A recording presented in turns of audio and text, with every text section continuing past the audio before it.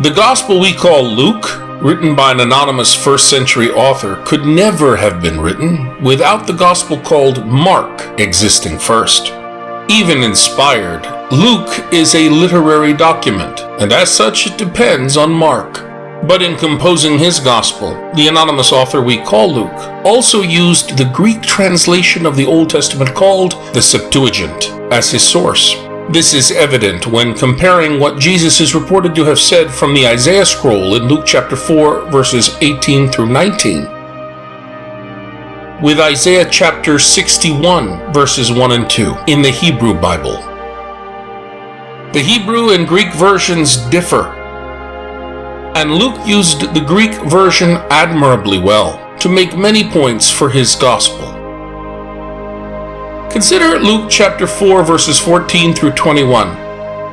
The gospel story about Jesus in the synagogue reading from Isaiah. This story does not prove that the historical Jesus was actually literate. Besides, the supposed passage that the Lucan Jesus reads is a jumbled mess of different verses of the Greek version of Isaiah that Luke spliced together. No scrolls in Jesus' day featured such an arrangement. This whole thing is a Lucan original.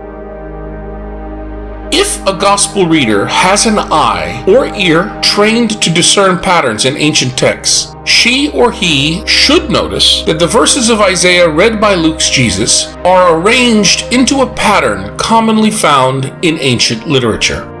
Look here. This concentric arrangement of ideas leads a reader or listener to realize that the ideas of these lines are similar, and also that the ideas of these lines are similar. It is line C that stands out. That's the focal point of all these verses. That's the main point that the Lucan Jesus wants to make.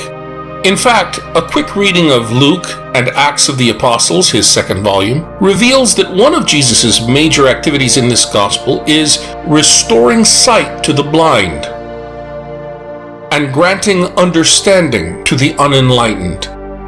But many people challenge and reject this understanding or insight, whether given by Jesus or by his disciples. Just see how Luke concludes in Acts chapter 28. The first scene from Jesus' ministry in Luke's gospel prepares the reader or listener for what is to come in the remainder of the gospel.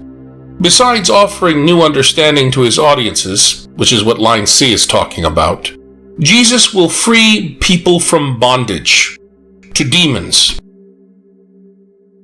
And Jesus will restore meaning to people's lives by healing them. See these lines. It is for this total ministry that the Spirit of God has anointed the Israelite Jesus. And that's why Luke uses the quote from Isaiah to disclose the plan of his gospel and Acts of the Apostles.